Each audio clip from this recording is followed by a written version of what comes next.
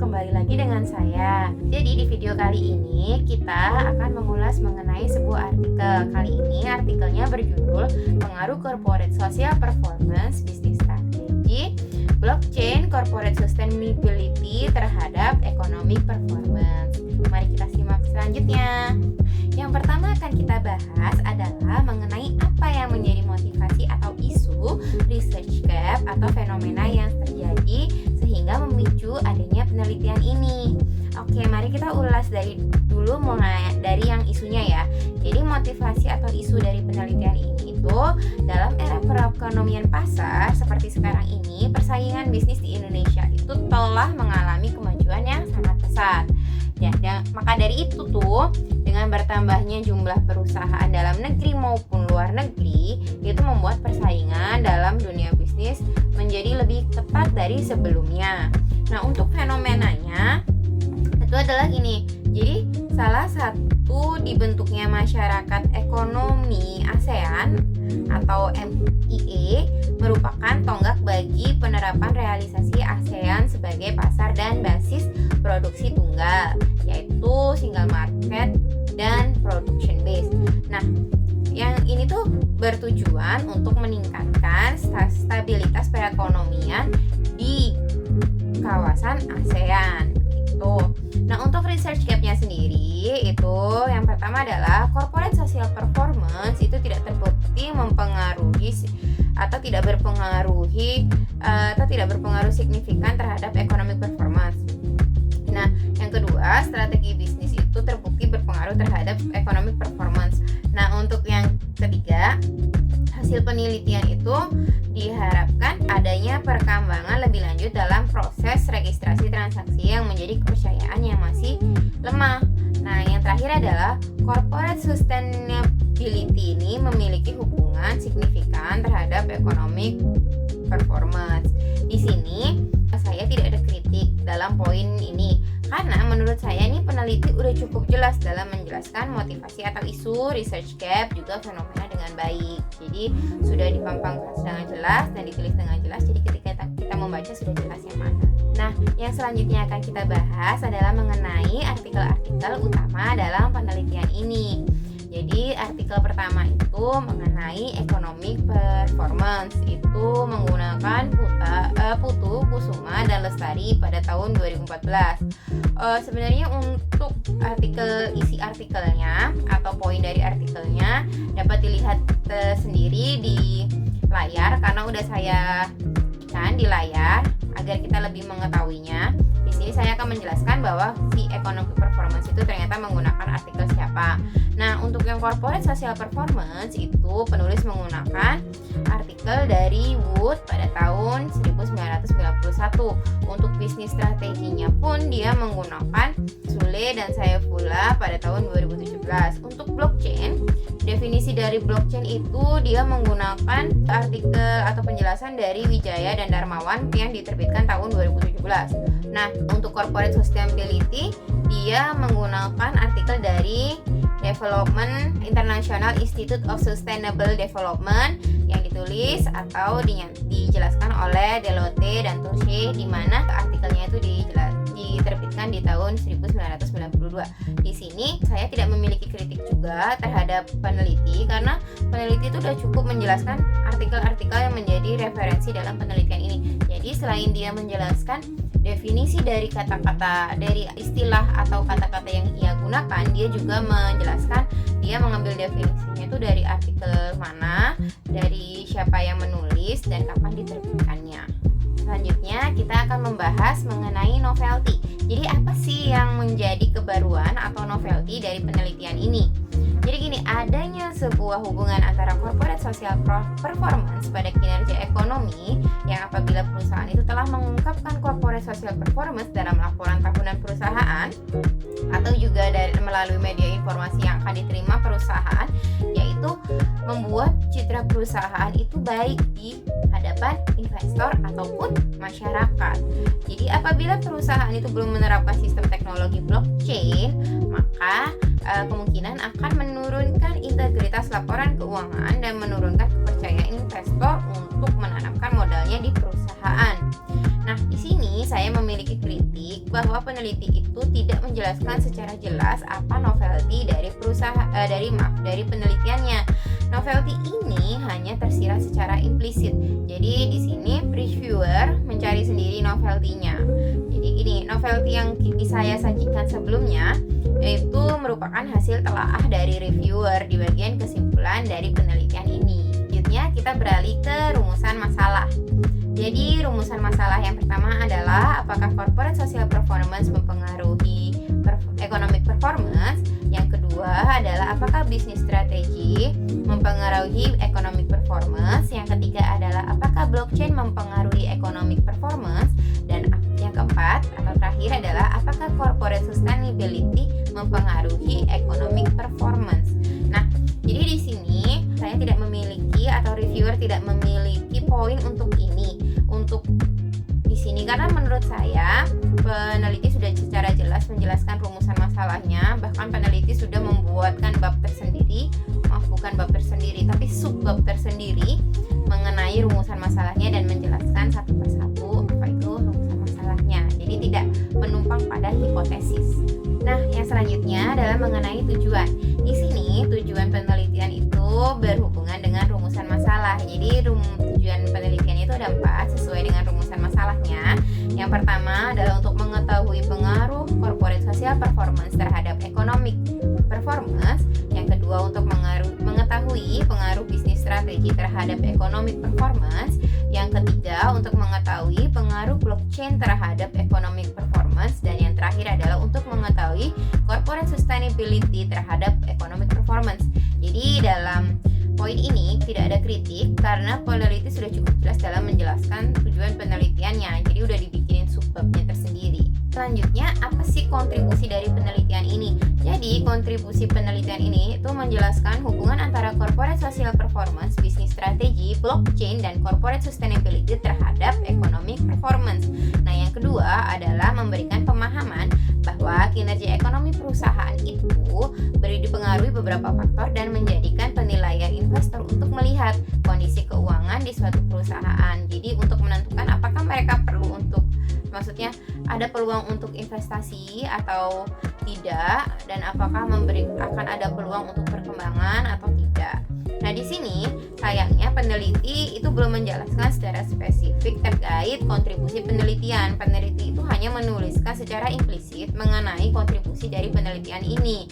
Jadi seharusnya atau sebaiknya peneliti itu menjelaskan lebih detail mengenai kontribusi dalam penelitian tersebut. Nah, yang selanjutnya itu mengenai grand theory yang digunakan dalam penelitian. Nah, di sini saya sudah menyajikan di layar mengenai 3 teori yang digunakan dalam penelitian ini. Yang pertama adalah stewardship theory, positive accounting theory, lalu selanjutnya adalah teori stakeholder. Nah, di sini sudah saya sajikan apa itu teori-teorinya dan definisinya, juga ada penjelasan singkatnya. Di sini tidak ada kritik untuk poin ini karena peneliti sudah cukup jelas dalam menjelaskan grand theory dalam penelitian ini. Jadi definisinya apa itu udah dijelaskan sama dia. Itu udah saya sajikan juga di layar ini. Silakan dibaca atau diulas. Selanjutnya masih mengenai grand theory, kita akan melihat keterkaitan antara grand theory yang digunakan dengan peneliti yang sedang dilakukan. Jadi untuk stewardship theory itu hubungannya dalam penelitian ini itu economic performance atau manager, yaitu manajer tidak termotivasi oleh tujuan individu melainkan pada sasaran hasil utama mereka untuk kepentingan organisasi, sehingga mereka mengedepankan kepentingan organisasi yang lebih efektif, efisien, dan menempatkan kepentingan jangka panjang perusahaan di atas kepentingan pribadinya. Lalu yang kedua, keterkaitannya dengan positive accounting theory itu pada economic performance yang terletak pada sikap manajemen yang menggunakan kemampuan serta kompetensi, pemahaman, pengetahuan akuntansi, serta penggunaan kebijakan akuntansi yang paling sesuai untuk menghadapi kondisi tertentu di masa mendatang untuk meninjau mengenai kinerja ekonomi yang akan terjadi di masa mendatang. Untuk yang teori stakeholder ini itu hubungannya adalah pada pengungkapan sustainability report, itu merupakan laporan yang digunakan perusahaan untuk menginformasikan perihal kinerja ekonomi, sosial, dan lingkungan. Jadi dengan pengungkapan ini itu tuh diharapkan perusahaan mampu memenuhi kebutuhan informasi keuangan dan non keuangan perusahaan yang dibutuhkan oleh para stakeholder ataupun masyarakat juga investor. Nah, di sini tidak ada kritik untuk poin ini karena menurut saya peneliti sudah cukup jelas dalam menjelaskan keterkaitan dari setiap grand teori dengan penelitian yang sudah dilakukan. Selanjutnya kita akan beralih ke kerangka konseptual. Di sini sudah saya sajikan mengenai kerangka konseptualnya. Nah, di sini itu peneliti tidak menggambarkan kerangka konseptualnya sendiri, sama variabel yang dikenali secara implisit. Jadi kerangka konseptual yang saya sajikan ini adalah merupakan hasil dari penelaahan atau penelaah dari reviewer atau pengulasnya. Nah, sekarang kita beranjak ke hipotesis. Di sini ada 4 hipotesis karena memang ada 4 variabel. Yang pertama adalah corporate social performance, itu berpengaruh terhadap economic performance. Yang kedua, bisnis strategi berpengaruh terhadap economic performance. Yang ketiga, blockchain berpengaruh terhadap economic performance. Dan yang keempat adalah corporate sustainability berpengaruh terhadap economic performance. Di sini kritiknya, peneliti itu telah menyebutkan hipotesis penelitiannya secara eksplisit. Redaksional hipotesis H1, H2, dan H3 mudah dipahami sehingga hipotesisnya itu dapat ditangkap dengan jelas. Nah, selanjutnya kita akan membahas mengenai metode penelitian. Rancangan penelitian ini menggunakan analisis regresi data panel. Untuk definisi operational variabelnya, variabel dependent itu diukur menggunakan market base. Untuk variabel independennya kayak corporate social performance diukur menggunakan rumus CSP. Untuk bisnis strategi diukur menggunakan 6 prodi dari penelitian. Untuk blockchain itu diukur dengan menggunakan data yang saling mengacu pada item yang terdapat pada indeks blockchain. Untuk corporate sustainability itu diukur dengan menggunakan dimensi ekonomi, dimensi lingkungan, dan dimensi sosial.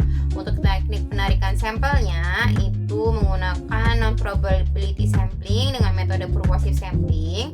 Sampel dalam penelitian ini tuh perusahaan manufaktur yang terdaftar di BEI. Periode penelitiannya itu mencakup pada tahun 2014 sampai 2018. Jadi di sini diambil atau dipilih 17 perusahaan sebagai sampel.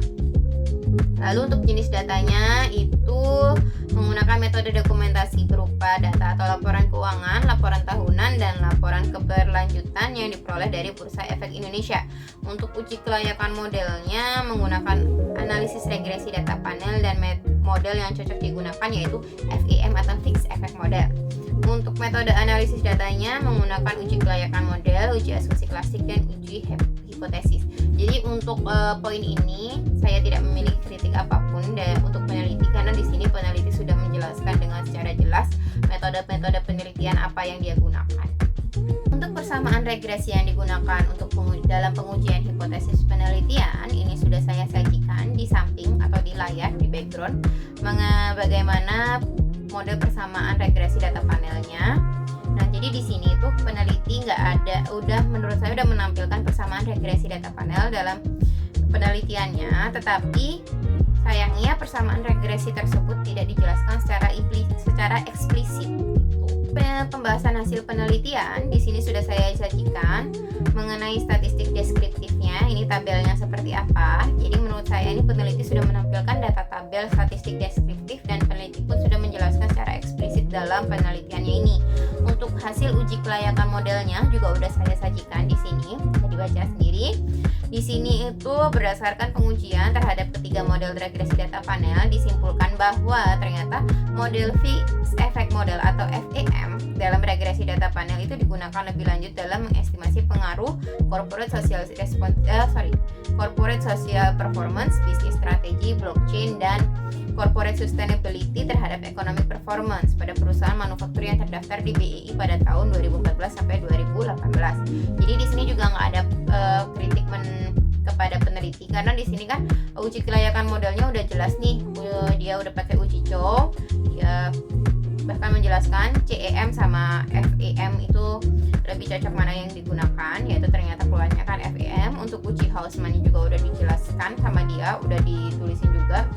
Untuk yang uji language multiplier-nya pun juga udah disajikan sama dia tabelnya. Jadi menurut saya ini sudah sangat-sangat jelas.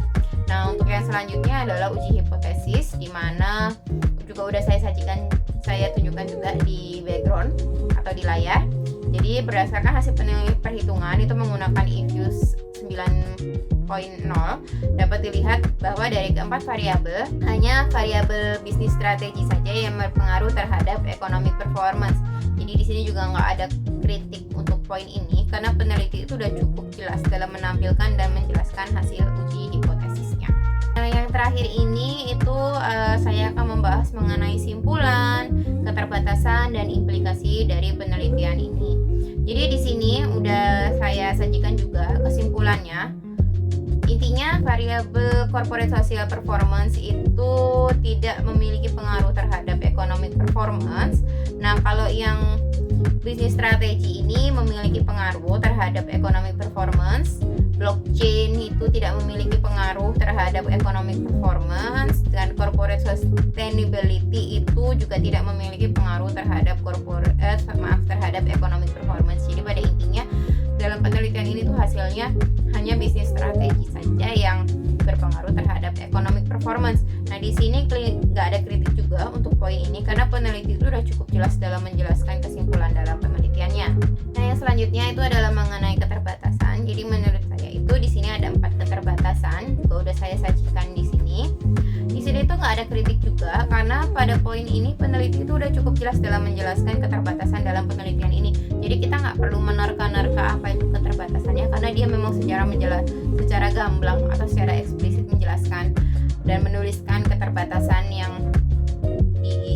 ada dalam penelitian ini di hasil penelitian atau di artikel ini. Selanjutnya, terakhir itu adalah mengenai implikasi. Jadi implikasinya bagi perusahaan itu seharusnya lebih memperhatikan kelengkapan data kinerja perusahaan karena hal tersebut itu merupakan tantangan bagi perusahaan publik dan institusi yang mengawasi untuk ketersediaan data laporan keuangan yang merupakan kewajiban bagi perusahaan publik untuk mempublikasikannya. Nah, kalau untuk peneliti selanjutnya itu implikasinya yang pertama, penelitian selanjutnya itu diharapkan memperluas periode penelitian menjadi 6 tahun atau lebih. Nah, yang selanjutnya penelitian itu selanjutnya disarankan sebaiknya menggunakan sektor yang berbeda. Penelitian selanjutnya sebaiknya menggunakan proksi lain dalam menghitung variabel dependen dan variabel independennya. Dan yang terakhir, penelitian selanjutnya itu sebaiknya menggunakan variabel lain atau yang lebih beragam. Di sini tidak ada kritik untuk poin ini karena peneliti sudah cukup jelas dalam menjelaskan implikasi dalam penelitiannya. Dan ulasan artikel dari saya, semoga ini bermanfaat bagi kita semua. Apabila ada salah kata saya